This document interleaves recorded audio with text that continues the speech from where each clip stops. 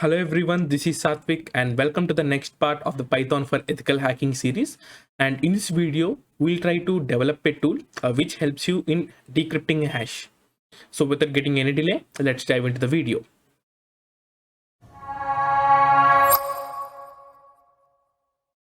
So guys, first of all, really thank you for all your support. So if you want to connect to me personally, you can check out my Twitter and the LinkedIn. And if you want to share your doubts, check out my Discord server. The link is in the description below. So guys, in the previous videos of this Python for Ethical Hacking series, we had developed some cool Python programs which helps us doing some amazing kind of thing, like we can build our own subdomain finder or anything like that, right? But in this video we'll discuss about something called as a tool which helps us in doing hash decryption. So before that, we need to discuss about how the hash works. So if you don't know much about hashing, I'll leave a video which I recently made which is related to hashing on my channel. You can do check that out. And coming to the hashing, so most of the time, so coming to the simply part, so hashing is a concept in cryptography which helps us in implementing the integrity, like only the authorized person is, like whether the data has been changed or not or anything like that. Okay, so in hashing there is an important stuff, right? So once you take some data, okay, so you throw to a hash function and you will get a hash. Okay, so this is what happens basically, right? So, and one important thing you need to remember is whatever the size of the data might be. Okay, when you throw to a hash function which is dependent, like there are various hash functions or algorithms like SHA algorithm, MD5 algorithm, NTL, and there are many things like that. Okay, the length of the hash will be always fixed. Okay, so that is an important part. And also, so the hash this hashing is one single time only. Okay, like you cannot be reversible. Like once you get a hash, you cannot convert to a data. Okay, so for that what you need to do is, so you need to take one by one. Okay, if you take let's think for Satvik there is some hash. Okay, for Satvik there is, wait, there is some hash like this. Okay, so if you want to decrypt this particular thing, so what you need to do is, so you need to take this and you need to take a word or the data one by one. So first of all you need to let's think there is a word list for us. Okay, in word list there is something like Sai. Okay, you need to convert that to hash once again, and you need to compare this particular hash value with this particular value. Okay, so this is something like a brute force kind of thing. But if you take some encryptions and decryption, they are reversible. Okay, like you can encrypt it and you can decrypt it and you can get the same value, but hash is not like that. Okay, you need to decrypt it only by the brute force way, and in this video we'll discuss about that. And coming to this, so we'll be using Python to develop this. And also guys, you don't need to have any fancy OSs like Kali Linux or Parrot or anything like that. Any operating system with Python 3 will be fine. Okay, so there is a module, or you can call it anything, library called as hashlib. So as the name suggests, it is a hash library. So what it helps us in doing is, you can see this is the thing. You can see it helps us in creating secure hashes for some algorithms. So mostly SHA algorithms, MD5 algorithms are mostly used here. Okay, you can see what are the algorithms used and what are the stuff you need to use. Okay, so we'll start developing this thing. So you can see this is the message kind of thing, and here you created an object here. Okay, you imported a hash, you created an object, and with the help of that object you are trying to develop the program. Okay, so now with the help of this particular documentation, and also guys, if you require this documentation, I'll provide you in the description below, so no need to worry. Like I will be only discussing a single algorithm. Like let us take an example for SHA-256 algorithm, and since it is one algorithm, it doesn't mean you can do for others. Okay, you can develop the same for SHA-1, MD5, and all the algorithm this particular library is supporting. Okay, So guys, first of all, we'll see how the hashing works. Okay, and then we'll take this particular module and we'll try to build our own decryptor.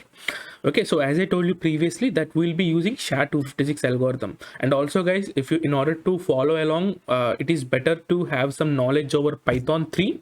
So it would be a little bit helpful for you.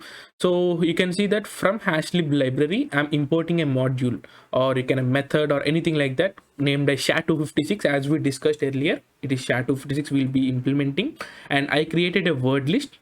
So I took some few names here. Okay, so this is my few names that I had took, and this is the for method. So this is a loop. Okay, so in this loop I'm taking a word from one by one. So word in the word list, in the sense, so first of all, word means Satvik, and the second means Sai, and the third means TechTuber, and like that. Okay, so word in the sense it references to any one of the index in this particular list. And also guys, if in order to implement this a little bit bigger, so you can make use of something called like a text file as well. So for that you need to have some little bit knowledge on file handling, but I won't be discussing it right now because it would be a little bit tougher for someone else. Okay, but in order to have, like, if you have some big word list, then you can make use of some file handling in Python and you can do the same process. Okay, so now you can see that this is the process starts right now. So since we are importing the SHA-256 algorithm, so you can see I'm taking a variable called as value, so which stores the value of the encoded part. So like, let us think for the first time the value is Satvik, so I'm encoding that particular thing and I'm storing it in my particular method. So this is something called like construction. Okay, it's called something called like constructor method. Okay, so what we are passing is we are passing the encoded value, okay, to this particular method, and this method, this particular reference is stored by this particular value. So there is something called as construction methods in Python. You can take a look on that. Okay, so this is a little bit more for you, like if you are not familiar with Python. Okay, so once we pass this value, so this is like an object, so value will be our object, okay, for which we can reference to the SHA-256 is like a class here.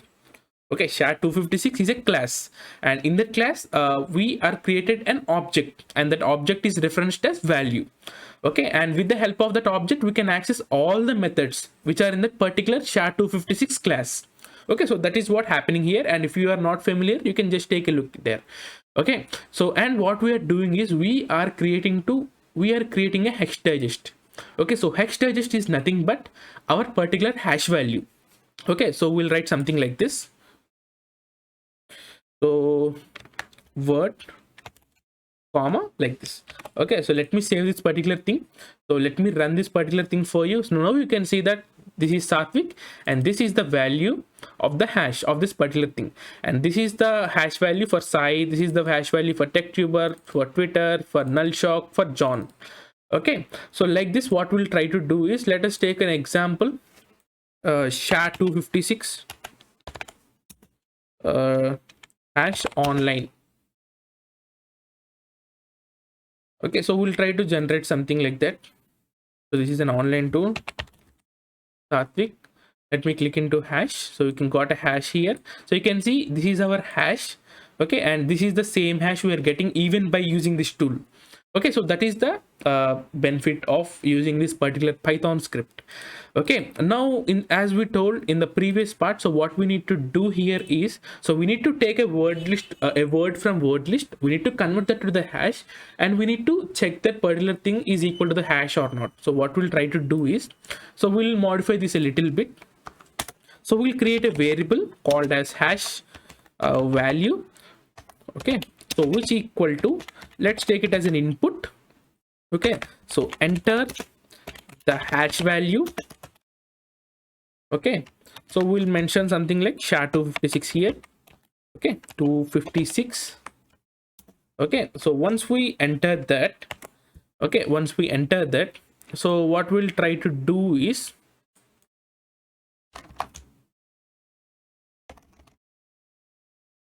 if, okay, hash, sorry for that, if hash value equal to. So this is what the basic comparison is. So once we get a hash value, we are comparing with the hash value that is given there. Okay, so what we'll try to do is, so we'll create a flag here. So we'll create something called as flag equal to false. Okay, it's false, and we'll try to make this flag flag as true. Okay, and then we'll break the loop. Okay, so this is a basic thing. So now we can compare something like this. If flag, since if it is true, then what will happen is, so it will be always true. Okay, so we'll print something like this. Okay, or we can also do something like this. Okay, you can do something like val. You can store a value like this. Okay, a variable like kind of thing, and you can equate that val to a word. Okay, so that is the kind of thing. So now we can print something like this. You can simply print the val here, it will be fine. Okay, else not possible, you can do something like that. So it will be your creativity. Okay, like how creative you can be, you can do that. Okay, so we'll try to run that. So we'll use the same hash for Satvik. Okay, it will be easy for us. Sorry, need to copy this thing and let me hit enter. You can see we got the Satvik here, but let us create something else. Okay, I'll create something like Satvik1. So you can see that the hash value got changed completely here. So I'll copy this once again and I'll run that once again, and I'm going to paste that once again and let me hit enter. You can see not possible, because here the word, see, in hashing, as I told you previously, it is completely dependent upon the word list. Okay, so if you take a OS password cracker or a Wi-Fi handshake cracker or anything like that, all these are hashes. Okay, in order to crack a hash, it is not always possible thing. Okay, so that is the reason why you can't always crack the hash. But for learning part, this is how you can make use of this particular tool in order to crack a hash which is of SHA-256 type, like which is generated from SHA-256 algorithm. Okay, and like this you can make use to develop, like you can create a whole lot of kind of thing. Okay, you can create a tool or a framework which can crack your hashes. Okay, you can make use of that as well. So that is it guys for today's video. So I hope you find this video really helpful, and also guys, I'll be providing some kind of resources which can be useful in order to understand some concepts like this oops concepts or this constructor method and kind of thing, and objects and stuff. But if you're familiar, it's fine. Okay, so thank you for watching guys until the end. This is Satvik signing off, and also guys, if you're having any suggestions or anything like that, you can make sure to check out my a forms link, a Google Forms link. The link is in the description below. Once again, thank you. We'll meet in the next video. Bye.